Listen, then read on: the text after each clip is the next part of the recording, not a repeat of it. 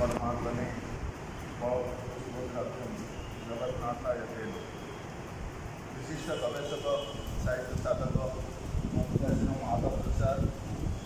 गीता गवेषक प्रहलाद मोर अति आदर सान भाई मंचाधीन लाला एवं मो सम्मुखें उपदेशन कर गुणी ज्ञानी विक्रम प्राज्ञ सज्जन मंडली सारस्वर साधक आपण मान मोर सारस्वर प्रणाम। पृथ्वी पृष्ठ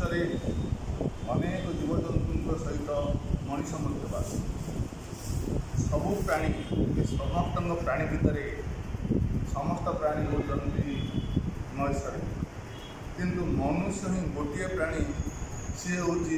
शैक्षिक अर्थात भगवान मांकड़ को स्कूल को जाऊनी से गछ चढ़ी उठी शिखापी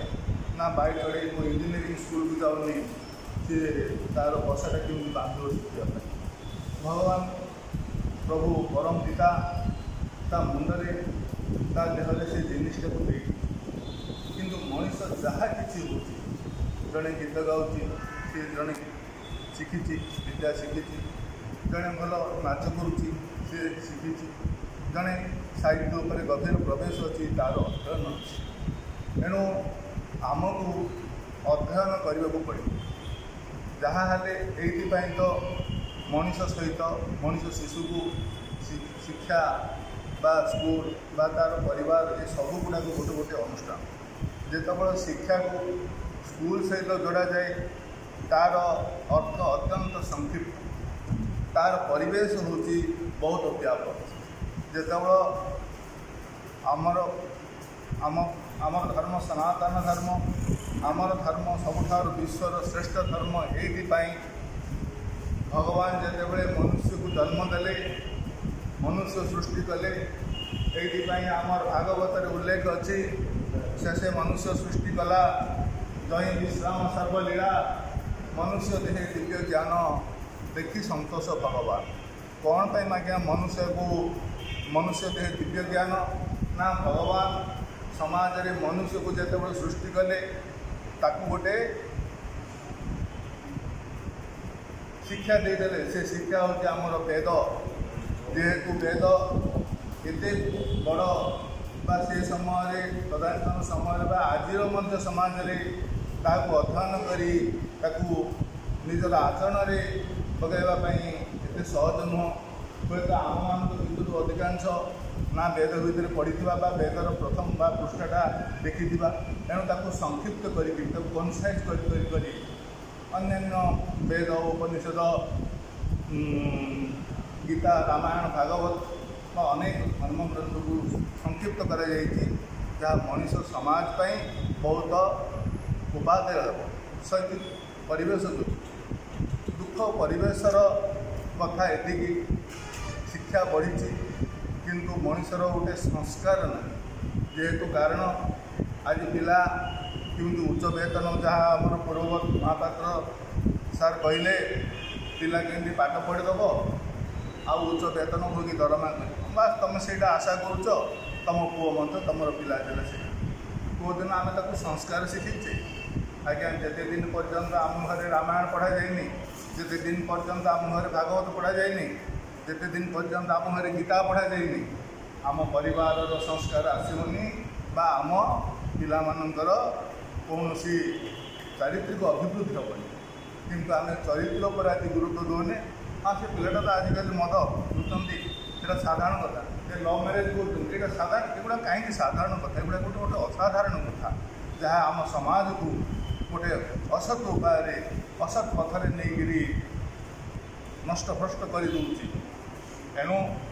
बेल थाऊ बाड़ बांधा आम समस्ते आमर पिला आज्ञा कहले शुणबन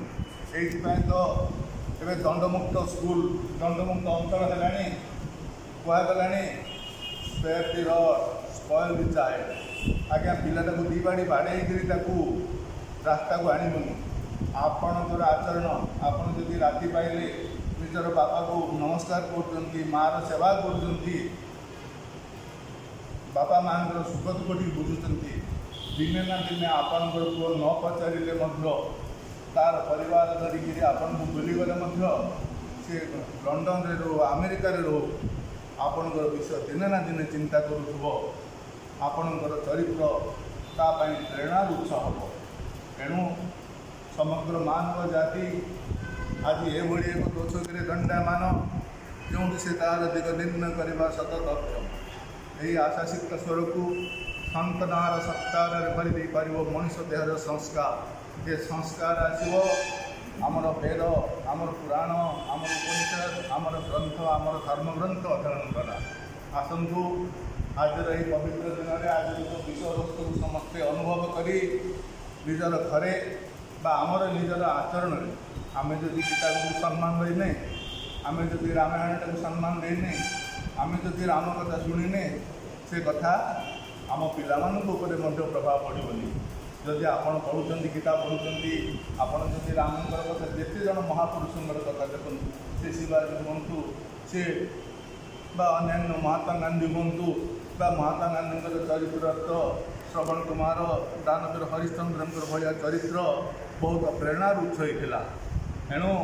आम से गुड़ा को भूली जा आज आम समस्त देखुचे मोर दीर्घ दिन शिक्षक अनुभूति मु अनुभव करी सब बाबा माँ कहते मो पिलाटा ओडिया रे दुर्बल ये आज्ञा ओडिया रे दुर्बल बोली कहबार मुझे मानसिकता को से साइकोलोजी को भल भाव अध्ययन करी से दुखित नुह बोले मो पु एमती गणित सबल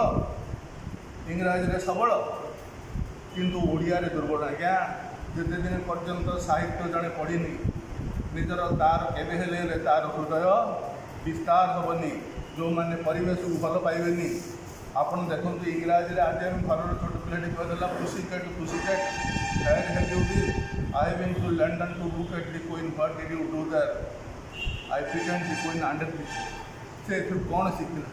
किंतु यही घर जन्म मोर घर नुह एक सारा उपर यही माँ परिवा काटे बेसर बाटे शाग खरड़े जाए गढ़े कढ़ई पिठा आरिसा काकर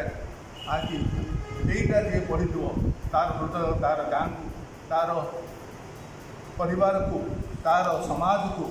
निश्चित भाव गोटे मोर किसी गुरु दायित्व अच्छी एक कथा अनुभव कर तार चरित्र अन्य आमर आगंतुक वंशजों एक प्रेरणार उत्स हम ए सन्देहर अवकाश नहीं आपण विद्वान मान आगे अधिक किसी आलोचना न करी मोर वाणी को विश्राम दूसरी आपण